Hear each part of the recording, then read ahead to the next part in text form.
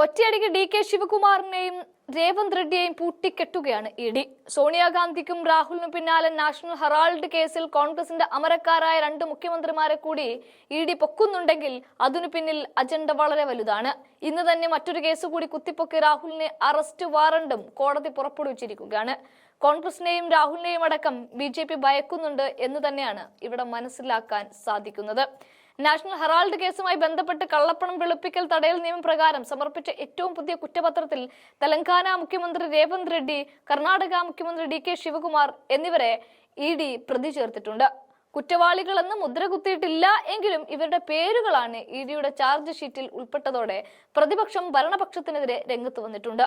പ്രത്യേകിച്ച് തെലങ്കാനയിൽ BRS കോൺഗ്രസ് സർക്കാരിനെതിരെ രൂക്ഷമായ ആരോപണമാണ് ഉന്നയിക്കുന്നത്.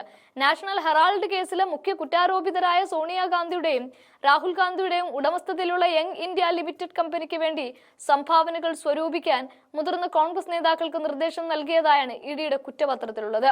തെലങ്കാന പ്രദേശ് കോൺഗ്രസ് കമ്മിറ്റി പ്രസിഡന്റായിരുന്ന കാലത്ത് രേവന്ത് റെഡ്ഡി നിരവധി കോൺഗ്രസ് നേതാക്കളോടും ബിസിനസ്സുകാരോടും Young India and Associated Journal ലിമിറ്റഡിന് ഗണ്യമായ തുകകൾ സംഭാവന ചെയ്യാൻ നിർദ്ദേശിച്ചുവെന്നും അങ്ങനെ ചെയ്തില്ലെങ്കിൽ അവരുടെ രാഷ്ട്രീയ അല്ലെങ്കിൽ ബിസിനസ് താല്പര്യങ്ങൾക്ക് ദോഷം ചെയ്യുമെന്ന് മുന്നറിയിപ്പ് നൽകിയിരുന്നുവെന്നും ED അവകാശപ്പെടുന്നു.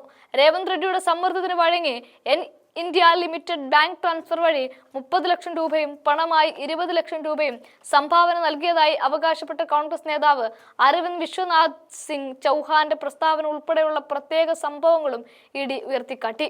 2018-19 2019-20 ഇടയിൽ യങ് ഇന്ത്യ ലിമിറ്റഡിന് യഥാക്രമം 6.90 കോടി രൂപയും 5.0 കോടി 5 രൂപയും സംഭാവനയായി ലഭിച്ചതായും ഈ ഫണ്ടുകളുടെ ഒരു ഭാഗം ആദായ നികുതി ഓഫീസിലുള്ള നിയമപരമായ ഫീസ് അടയ്ക്കുന്നതിനാണ് ഉപയോഗിച്ചതെന്നും അന്വേഷണ ഏജൻസി ആരോപിക്കുന്നുണ്ട്.